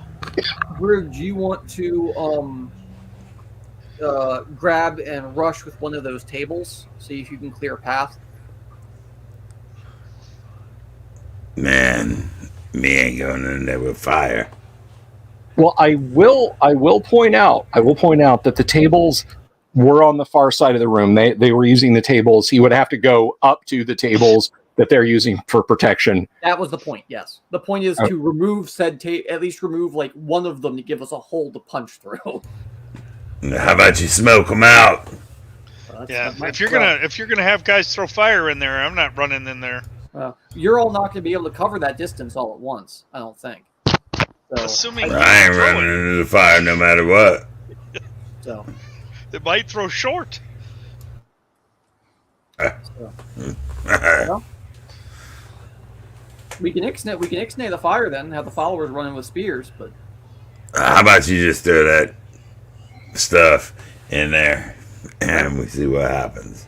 yeah, clear a spot for the barricade then, because they're not going to be asleep very long. Remember last time we gave him no exit to run for. Hey man, if it's quiet and everybody's asleep and there ain't no fire, I'm all in. All right, shunt forward, and I will cast sleep. I have no one to hide behind. Thankfully, sleep has a really good range, so I should be able to use that corner as partial cover. Okay. All right, so you guys are dipping back around the corner. Let's go ahead and roll initiative if we could. And Mobius, Deron, give me a d6 roll, please. It is initiative tied. Sleep is a single segment spell. Their ranks have thinned in that you only see goblin warriors. So this is happening simultaneously. Spears are being thrown at the first person who appears, which would be Sir Standard. You've kind of leaned around to cast that sleep spell. The men-at-arms are throwing oil. So you're going to get... Zero. That would be 1 plus whatever my that would be 1 plus whatever my cover bonus would be. Okay. So both of the spear throws that you miss. A spear at a man-at-arms misses. A spear at a man-at-arms misses. So go ahead and give me their spear throws, and then give me your sleep spell. Their oil, you mean? Yeah, I'm sorry, their oil. I think of them as being armed with spears, but you know. Well, they are, but I gave them the oil in my backpack. The 17 will hit. The 5 will not. D6, D8 to determine scatter on that one. Yep. Sure. And 2d6 for the poor goblin bastard. Just ready to roll first. But we'll see. All right, so 6 and 8. So pretty far. Yeah, it's going to be too far. It doesn't matter. It smashes somewhere. We'll figure out exactly where in just a minute. All right, now for the 2d6. Yes. And then I get to roll, I think, 4d4 for goblins. And that goblin... Goblin screams and falls to the ground trying to put flames out, but expires in short order. Now 4d4 to see how many goblins you drop. Correct. There are 12 remaining. Well, of the 12, there are now 10. There are now 10 that are asleep. Of the 12, there are now 10 that are asleep. So yeah, you've gotten all but 2 of them, and they look around. The ones that are dropped, one of them was just set on fire. They're not looking terribly confident. So in the next round, Vrug, you hear goblins screaming and cursing. You hear crash of pots of oil breaking, flames going up. You hear Sir Standard utter spell, and the sound of bodies hitting the floor. What is Vrug doing in the next round? I suppose I'll run in there. Okay. Sir Standard, what are you doing in the next round? 2 goblins are left awake. I will pull. Well, no, I may as well go ahead and pull out my sword and move up. I have a movement rate of 6, so. Okay. What is Duran doing? He's gonna run in after those guys. Okay. Kevin, how about Tonstal? Same. I'm going to run in, but I'm going to be screaming. I want them to not take the time to try to wake people up. Okay. So And charging, and they're not charged, but running. You know what I mean? how about your 2 men-at-arms? They'll charge in if they can. There's, they'll heroically leap over buckets and bedding and that sort of thing to all get in the room. So, Kevin, roll initiative for us, please. All right. That is a 2 for the remaining 2 goblins. Oh, come on. That is a 1 for you guys. Oh, yeah, no, they are... they see you, their friends drop, they see you guys turning and running, and they are beating feet. They are gone, daddy, gone. There are only sleeping or one burned alive goblin left here, which you guys can begin to dispatch at your leisure. Yep. Kobolds I feel bad for. Goblins I don't. They should never have come back. Okay. So let me just zip up there, and we will see what is in this room. We haven't seen a chief or anything. Not yet, you haven't. You have not. So I'll have to scurry off somewhere. Okay, so yeah, this room, there is food scattered on the floor. You guys have trodden on most of it. It looks like they just very hastily flipped over the table. So, there's broken crockery, rations scattered on the floor that you've gone stomping through. There's bedding and what have you. Nothing of real import. Heaps of bedding, tables, stools, benches, etc. It's very cluttered. And the females and the young appear to have fled. Do you search the bodies? of course. Okay. You acquire a total of... just a moment here. Let me bring the dice roller up. 24d6 silver. Make sure you check their shoes. Last time I checked a goblin. All right. The last time I picked the goblin's shoes, I got gangrene. All right, so 43 silver pieces, a not inconsiderable amount of treasure. That's many months of men-at-arms upkeep. Yeah, 6 1/3 gold. Okay, so you've dispatched them. You don't know if the alarm has been set up in the whole place or not. Let us see real quick. Is that? Oh no, actually, sorry. We have 3 1/9 gold. Oh, regardless. 3 1/6. 3 1/6. There we go. So what do, guys? There was an exit. We may as well go through it. Yeah, keep going. Audience, you guys let me know out in the audience if you guys prefer the theater of the mind that we're kind of using for this, or if you'd like me to try and figure out some virtual tabletop. Sometimes, and this will come back into play, sometimes we do have Dwarven Forge and miniatures out on the table. We're not tonight, but You don't have enough Dwarven Forge to make this, Bill? I don't believe that. I do have enough Dwarven Forge to make this. I just don't have enough table to put it on. That's the rub. I have enough Dwarven Forge to make many famous pieces of or entire AD&D dungeon maps. It's the table to put it on that becomes the issue. But anyway, so let's see. So crossing the room. You guys have been exceptionally lucky. I don't think anyone's taken any damage tonight. Crossing the room, you have a 20-foot wide opening. On the right, turning due north, you have a hallway that goes 20 feet and looks like it turns due west. On the left, you have a hallway that just goes straight ahead. And you can see from here, about 30 feet down, it terminates in a wooden door. I suppose we'll move up to that. Yep. Let's have the thieves go ahead and have a look, have it looked over, because they might not be here, but their characters are. Put them in the front. I hate to actually you, but actually, Mark asked that his character not be here when he wasn't, so he's back at the caves. So no XP for him, but we still have one other thief. We're fine. Wait, no, he's dead. That's right. Yeah, he's dead.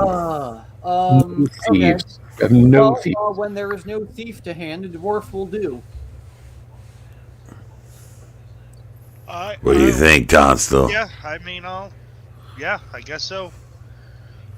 I'll smash it, or you do. Yeah, I'll go up there and I'm not gonna look for a trap because I couldn't find one if I wanted to. So I guess I'm just gonna kick it in. I ready my weapon. I have a bow. I will use it. I'll put a hand signal out, 5, 4, 3, 2, and then I'll kick it. Give me an open doors check, please. And that's when you fail to kick in the door. Yeah, of course. 6 thud. I think I did it. I got 1, No, 2, 3. Nice. A three is enough. You kick the door in again. You guys were. Let's see.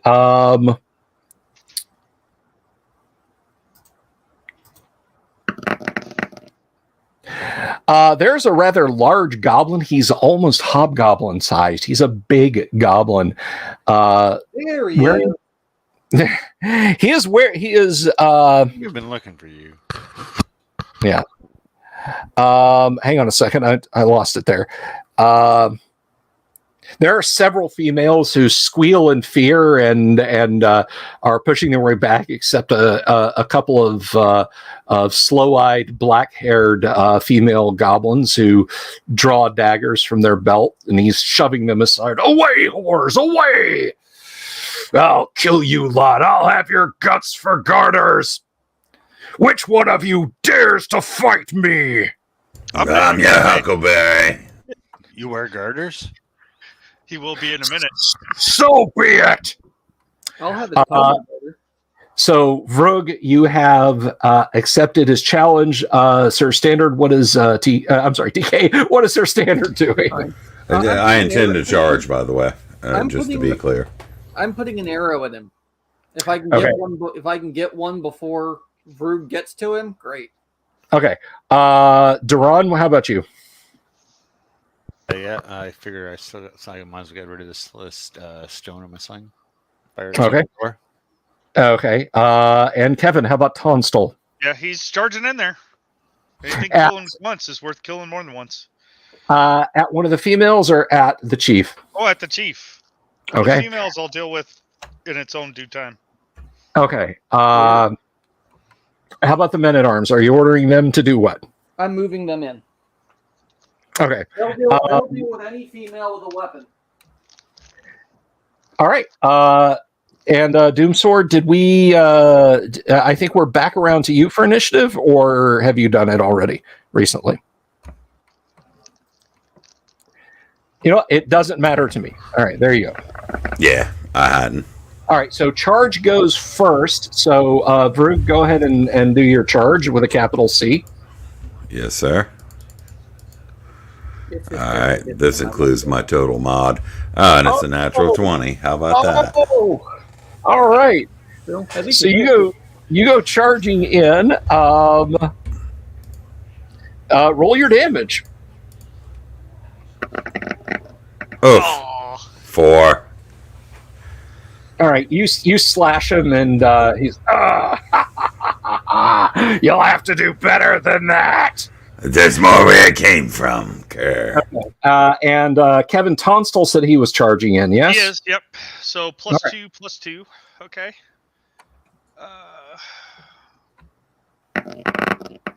20. That hits. Come Is he on, large, you do the big or is damage. He's large or he's medium? No, as humans go, he's a manlet, so Okay. medium. As goblins go, he's freaking huge, but All right. 5 damage. so 5 and 4. So yeah, he staggers back. He's bleeding pretty profusely. It's it's kabuki theater. The 9 will not hit him. The men-at-arms are turning and fighting the females. So How ironic. 10 and a 3, that is going to miss. So he. a weapon. And Duran, take your slingshot at him. I've D20 for a face. Oh, 5. You are just cursed. 5 over and over and over again. Switch them dice, man. With your dice models or something. That one's got a chip on it. I don't know. Yeah, it's got a bad random seed. All right. So the men-at-arms from the mute door. myself for a second there. I was not Really? family friendly. All right. So the men-at-arms. George, thank you very much. Have a wonderful evening. Thank you for hanging with us. And folks, if you're just stopping by, if you're out there watching and you haven't already, please do click that subscribe button. Click the bell icon for notifications. We really appreciate it. And leave a comment down below and tell us what you like about the live stream. Tell it, this is just like D&D used to be. I love this. I hate this. Whatever. Just let us know. So the men-at-arms, I got to look at the map and see, could the men-at-arms close the distance and still fight? I don't think so, but I want to make sure. This room. Yeah, no, they spend the round moving up to deal with the females, and Good they missed. they say family unfriendly things to your fighting men regarding their prowess. That one misses, and the other goblin wench also misses. So They are now combatants. They aren't non-combatants. They are now combatants. they drew daggers and they're fighting. They're not. The rest of the female goblins are pressing themselves into the corner of the room. Those are non-combatants. The ones fighting, they are fighting. This is an attack on Vrug. This is the chieftain attacking Vrug. He is fighting desperately and misses. So it's a new round. The 2 men-at-arms are going to fight the 2 females, and the rest of you guys are going to fight the chief, right? Yep, and it's my go for initiative. Yes, it is your initiative. Please roll initiative. Can I get into melee the chief, or am I sticking with range to your DM? You are. Yeah, you can drop bow, draw sword, and move up in this round, but you can't melee in this round. That's fine. I'm gonna put arrows through the females then. Okay. The females are around the same size as your men-at-arms. There's a chance you could hit your men-at-arms. That's fine. Just letting you know. Okay, roll initiative for me then, please. You got a 1. It's simultaneous combat. I'm going to roll for the 2 females versus men-at-arms. That's versus the first man-at-arms. He is hit, and he takes 2 points of damage. The follower is nothing. The second female misses. The chief again lunges at Vroog. Oh, I saw that 19 come up. Damn it! But I'm sorry. Vroog's armor class is 3. 3. 3. Okay, because this old boy, he's fighting tough, and you know what? He connects. He actually manages to dip in and give you a very nasty slice. He is, as I said, he's a wily fellow. He's quite wily, like his old man. Yes, due to his great size and strength, he is going to inflict 2 points of damage on Yeah, I needed that. Snicked. Okay, so again, this is simultaneous combat for melee, so roll the men-at-arms, please, against the against males. I did that, and their rolls were horrible. Can I roll my arrows, though? Yes, go ahead and roll your arrows. All right. 1 arrow on left, 1 arrow on right, and... They both miss. They both miss. Okay, and counter melees, everyone. Twang, twang. All right.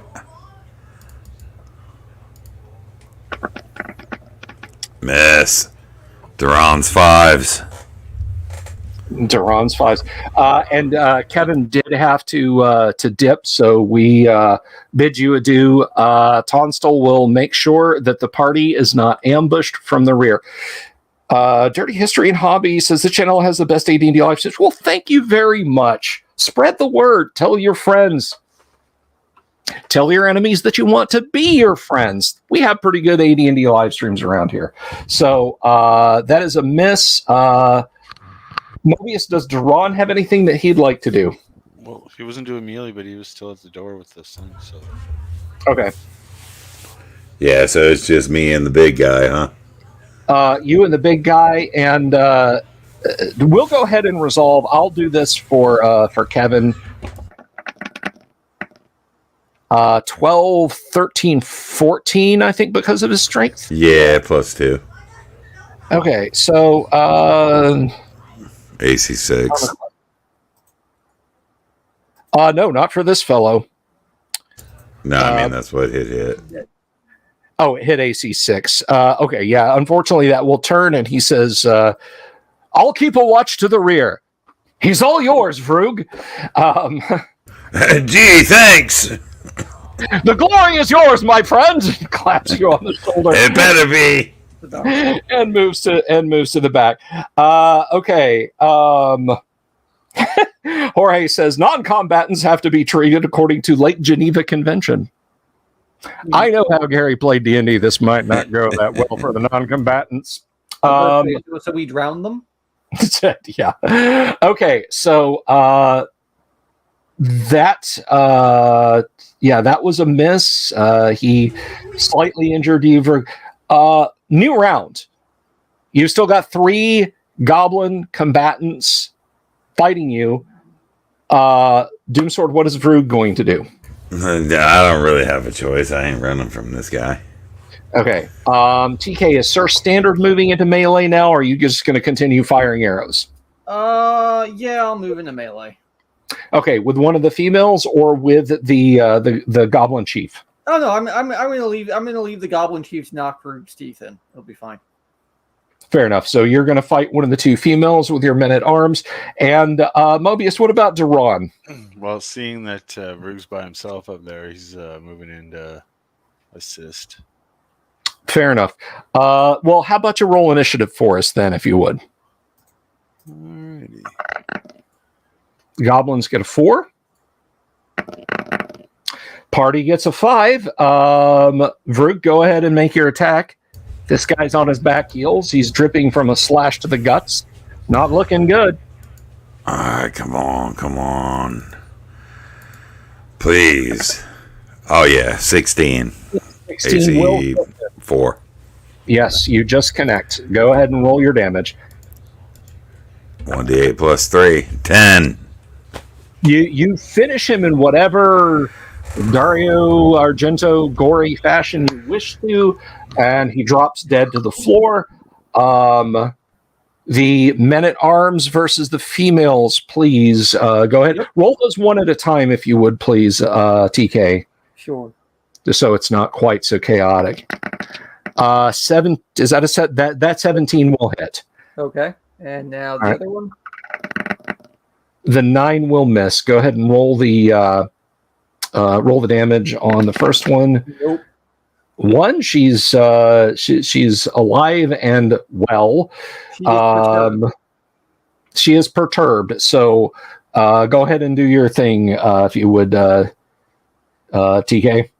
Oh, I can actually attack? Yes. I did not expect that. Well, you were moving at the end of last round, so you've closed in now. Nope. The Curse of Fives strikes again. You guys have all seen it. I'm not bumping the table. I'm not shaking the server. The dice roller's on. So Daron's moving towards one of the girls, I guess.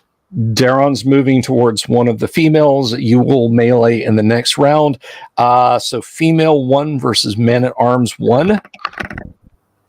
17. That will, let me see. So, yes. AC 6, yes, that will connect with him, and he takes 1 point of damage, so he's kind of beaten up. He is irked. He is irked. The other swings on and misses, and that ends the combats. Some of the female goblins are saying some pretty horrendous things about these two female goblins who are fighting. It's not exactly cheering you guys on, but at the same time, they don't seem to be terribly heartbroken about what's happening to these two female goblins. Well, okay then. So it's a new round. Melee continues. Let's roll initiative. Vrug, are you turning around to attack one of the female goblins? Yeah, I suppose so. I think we've only had 6 or 7 rounds, so it's not time for a charge again. Correct, and you would be too close to them to charge with a capital. Right. Yeah, I'll just hack them. Okay. Standard, you're continuing to hack. Duran, you can now melee with either one of them you want. And how about rolling initiative, if you would, please, Mobius? How many adventurers does it kill to kill 2 goblin whores? Apparently all of them. It's a 1? Okay. All right, that is a miss from her, and that is a miss from the other one. So counterattacks, please. All right, I got one coming. All right. Ah! Miss. Womp womp. You slipped in it. You slipped in the chieftain's blood. All right. Fine enough. That 16 will hit. Okay, follower 1. What were Right. those two? I don't know why I rolled. Oh, mine missed. Mine was a 4. Well, one of their followers hit. I saw 16. That was me, and I was rolling for the followers. And yeah, one follower got a 4, one follower got a 6. I got the 16. You got the 16. So go ahead and roll your damage. 7 plus 1 is 8. 7. All right. You kill one of the females. Aunt Duran, take your shot. Single one. 11. Let's see. You are. Are you telling me this female goblin is armored, DM? I'm telling you that her preternatural goblin toughness might make her a little bit more than, the standard. Her mommy milker see. get her an armor class bonus? Is that what I'm hearing? Oh, God. 11. Let's see. With the red Zanya armor. That will actually miss her. Well, I mean, he only hit armor class 9, so baseball strike across right over her head. Yeah. And the remaining one throws her poignard down and drops to her knees. So Clearly, I cut its head off. okay, done and dusted. So there are a gaggle of female goblins in the corner who are screaming in Goblinish for mercy. It's entirely up to you guys what you do. Take care of that elf. Why am I the one to take care of it? I'll just roll in there and deal with it. That's fine. I can give you a hand. I have no soft spot for goblins. I have a soft spot for kobolds. I suppose we kill them all. Oh, I guess not. Look away, cleric. All right, so they're dealt with. You come up with Vrug. You and Tonstal were combating this old fellow, and you saw that he had a bulging pouch on his waist. Clearly, there's some coin there. What do we get treasure-wise here? Searching the area. Okay, under the bed, there is a silver cup. It's not bejeweled, it's just silver. Looks like it might fetch a nice price. There are bows hanging on the wall. Okay, long or short? They are short bows. These are goblins. So they're goblin short bows, and there's a quiver of arrows with each. They are absolutely serviceable. Let's see. The place in the overall has a good bit of furniture in it. It's all scaled to goblin size. A low bench near the bed, or there is a low bench near the bed. There is a stand with a pewter bowl on it, and there are 273 silver pieces in it and 321 copper pieces in it. All right. Well, Nice. What about this guy? So he's got that bulging pouch or whatever, and what's his weapon? It was just a long sword. He does have chainmail and shield. well, we can strip his mail. I'm sorry, he has a short sword. All right. The men-at-arms are poking around in the room a bit. I want to check for secret compartments by his throne. All right. Okay, in the bench, you do locate by knocking on it that there is a secret drawer under the seat. Okay. Nice. Where's the halfling when we need him? Let's get it open. Give it a kick, I guess. Well, who's going to attempt to open it? I'll do it. Okay, it simply, like, the drawer is kind of flush against the rest of the wood, and you sort of just knock dust out, and you can very clearly see the line, and you're like, oh, just hook my fingernails in and slide it out. There is a carefully folded and wrapped in linen.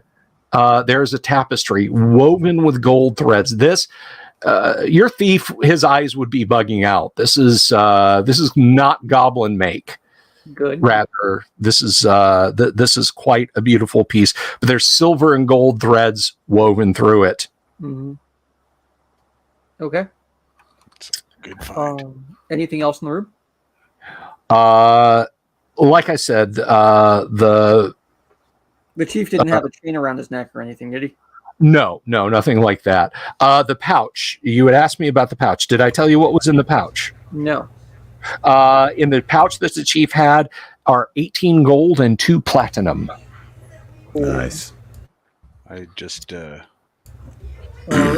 look over at Sir Standard, give him a friggin' elbow in the ribs. A couple more of these tapestries, and I'll be able to afford some of that fancy schmancy armor. I've taken cuts the same way everybody else has, and it cost me everything. That chainmail probably wouldn't fit me, huh? No, that chainmail would fit you. Would it? Yeah, it's man-sized. Yeah. I'm gonna go ahead and remove that from his body and hang on to it. I would like to get it cleaned up before I wear it, but Okay. Now Wash it in the river or something. he did have a large shield, also. Okay. Yeah, may as well take that too. I can carry both of those things without being encumbered. Okay, so you have. Does anybody else want the short bows, or should I give them to the men at arms? They need a weapon. Can't use them, so give them to men at arms. All right. All right. The men at arms. Thank you for the bows. They each grab a quiver of arrows off the walls, and I think that is where we're going to call it for the evening. Let's see. Are we gonna end on a cliffhanger? As you possibly hear something. No, we are not going to end it on a cliffhanger. We will simply end it there as you have gathered up all the loot of from this pretty highfalutin goblin. And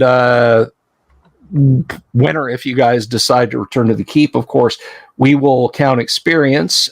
Thank you very much to my players for coming out this evening, and Kevin unfortunately had to dip out.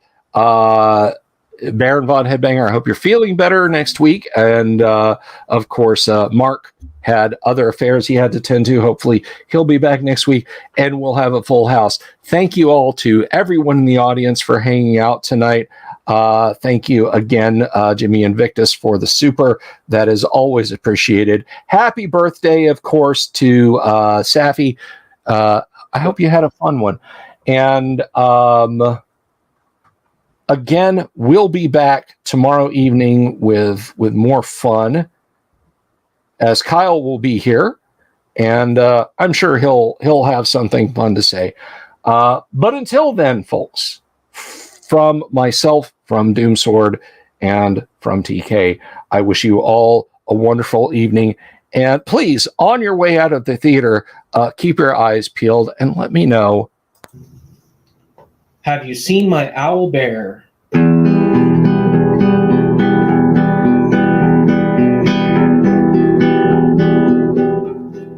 Here's to all the weirdos everywhere in the woods and in the air. Have you seen my owl bear? Should I shave off all my hair? Bobs are all around. Some live in tunnels underground. Some are fat, some are rich, some are sleeping in a ditch.